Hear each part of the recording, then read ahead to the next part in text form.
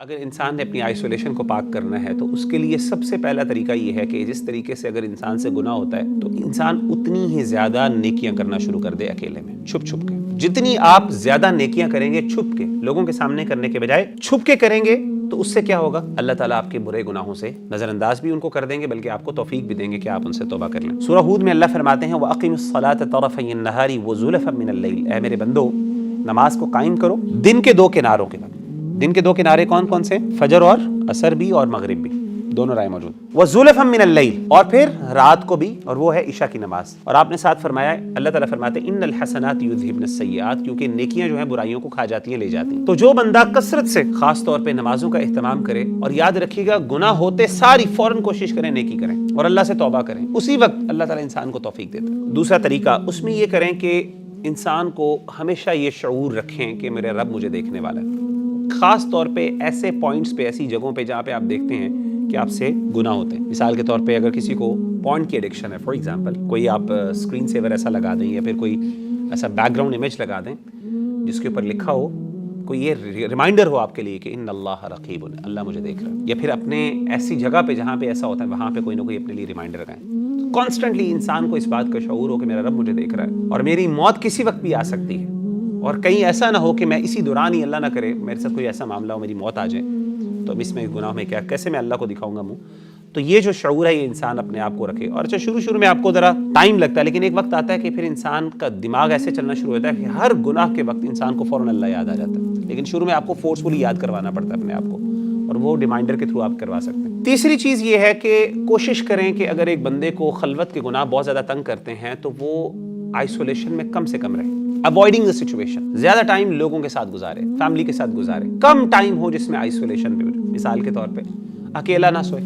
یا اکیلا کمرے میں نہ سوئے کچھ دیر کے لیے، فیملی کے ساتھ سوئے، کسی بھائی کے ساتھ سو لے، امی ابو کے پاس چلا جائے۔ کوشش کرے اپنی آئسولیشن کے لمحات کو کم کرے۔ نبی صلی اللہ علیہ وآلہ وسلم نے فرمایا جماعت کے ساتھ رہو، کمپینین شپ میں رہو، ہمیشہ کوشش کرو نیک لوگوں کے ساتھ رہو، کیونکہ شیطان اکیلے پر زیادہ حملہ کرتا ہے نسبتاً دو لوگوں کے۔ تو جب آپ کے ساتھ کوئی بھائی ہے یا کوئی اور ہے یا کوئی دوست ہے یا ایسی جگہ ہے جہاں پہ آپ کی یعنی کوئی کام کرتے ہیں، تو کوشش کریں ایسی جگہ پہ بیٹھیں جہاں پہ دوسرے بھائی بھی موجود ہیں تاکہ شیطان آپ پر حملہ نہ کر سکے۔ اسی طریقے سے جو ایک اور نصیحت جو نبی صلی اللہ علیہ وسلم نے فرمائی وہ یہ تھا کہ ہمیشہ اس بات کا خیال رکھیں جب بھی ایسا گناہ کرنے کا دل چاہے تو اپنے ذہن میں خیال لے کے آئیں، کسی ایسی پرسنالٹی جو آپ کو بہت پسند ہے نا، جس کی آپ بہت رسپیکٹ کرتے ہیں، جس کے سامنے آپ بہت اچھا بننا چاہتے ہیں۔ ہمیشہ ہر بندے کے سامنے نا کچھ ایسے لوگ ہوتے ہیں، کچھ بھائی ہوتے ہیں ہماری زندگی میں، یا ایون فیملی ممبرز ہو سکتے ہیں والد ہوں یا والدہ ہوں، کہ جن کے سامنے ہم اپنا بیسٹ امیج پریزنٹ کرنا چاہتے ہیں، پورٹری کرنا چاہتے ہیں۔ ایسے بندے کو سامنے رکھتے ہوئے سوچیں کہ وٹ اف میری یہ برائی کا اس کو پتہ چل جائے۔ آپ صلی اللہ علیہ وسلم نے فرمایا کہ وَاسْتَحْيِي مِنَ اللَّهِ، اللہ سے اس طرح حیا کرو جس طریقے سے تم اپنے کسی فیملی ممبر سے شرم آتی ہے تمہیں، اس طرح اللہ سے شرم کھاؤ۔ اور اس طرح ایک اور حدیث میں ہے، آپ نے فرمایا کہ اس طرح اللہ سے شرم کھاؤ جس طریقے سے ایک نیک آدمی کے سامنے یہ تم برا کام کرتے ہوئے شرم کھاؤ گے۔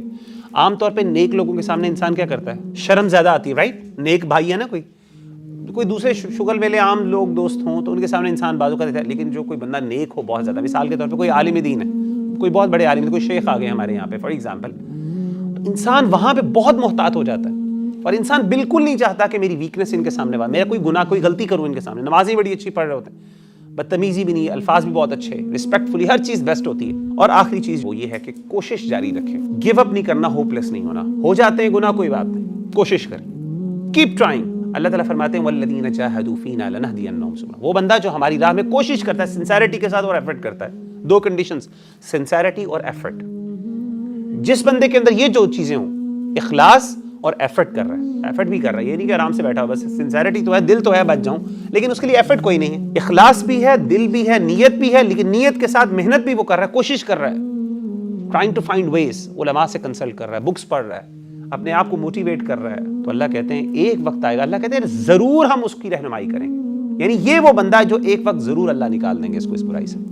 اس کے لیے امید ہی امید۔ لیکن اگر ایک بندہ اس کو امبریس کر لیتا ہے پھر اس کے لیے پھر بہت مشکل ہوتا ہے۔ یہ اللہ کہتے ہیں وَإِنَّ اللَّهَ لَمَعَ الْمُحْسِنِينَ، اللہ تعالیٰ ایسے لوگوں کے ساتھ ہوتے ہیں، ایسے نیک لوگوں کے ساتھ جو محنت کوشش کرتے ہیں،